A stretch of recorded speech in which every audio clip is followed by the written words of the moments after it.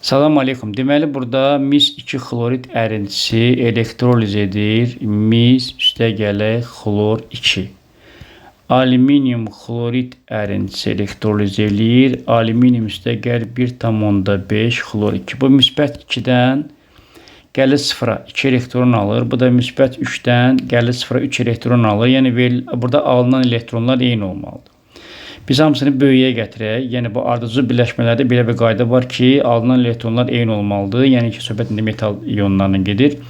Və biz hamısını 3-ə gətirək. Yəni bunun qabağına A yazıram, bunun da qabağına A yazıram, bunun da qabağına A yazıram. Bu 3A elektronu alırsa, bunu da 3A elektron almaq üçün 2A elektron 2 elektron al. Bax, buraya yazıram 1,5A.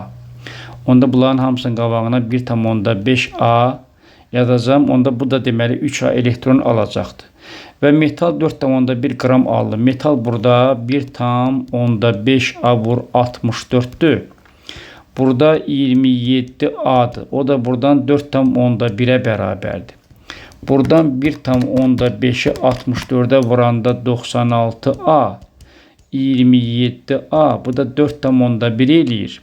Və 96 ile 27 123 eləyir. A bərabərdir 4,1 bölünsün 123.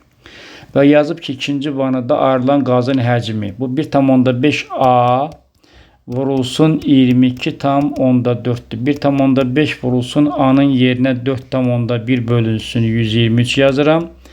22,4'e de vururam. 1,5'i 4,1'e vurup sonra 22,4'e vurup 123'e böləndə 1,12 edəcək. Doğru cavab C bəndi.